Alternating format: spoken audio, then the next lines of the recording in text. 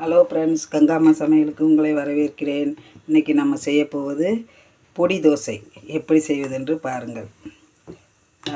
தோசைக்கல் வச்சுட்டேன், கல் காஞ்சிச்சு.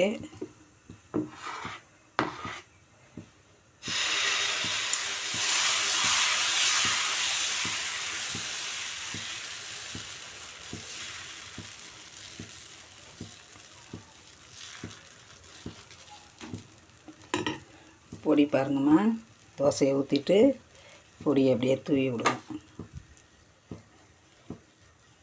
இட்லி பொடி நம்ம வீட்டிலையே செஞ்சதுமா.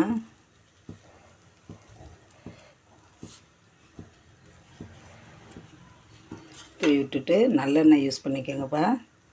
நல்லெண்ணெய் நல்லா 2 ஸ்பூன் ஊற்றிடுங்க.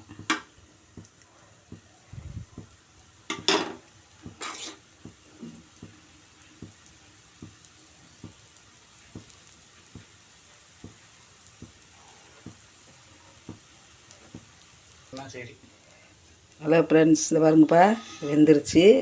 இப்போ என்ன செய்கிறீங்க, திருப்பியெல்லாம் போடக்கூடாதுமா.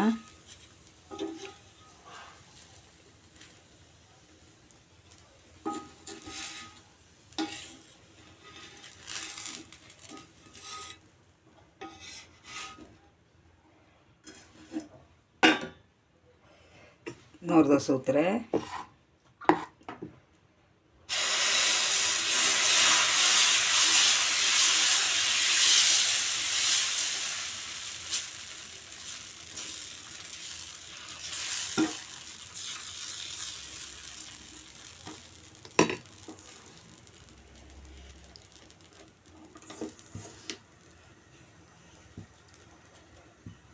டெய்லி தோசையாக சாப்பிட்றதுக்கு ஒவ்வொரு நாளைக்கு ஒன்று ஒன்று செஞ்சு சாப்பிடுங்கப்பா.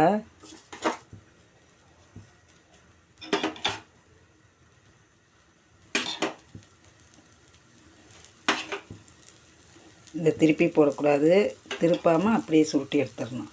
திருப்பி போட்டோம்னா பொடியெல்லாம் அதில் ஒட்டிக்குப்பா.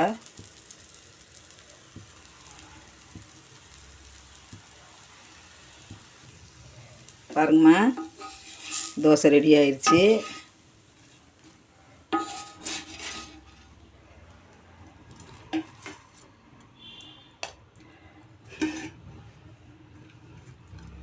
தேங்காய் சட்னி அரைச்சப்ப வரமிளகா போட்டு தேங்காய் சட்னி அரைச்சேன்.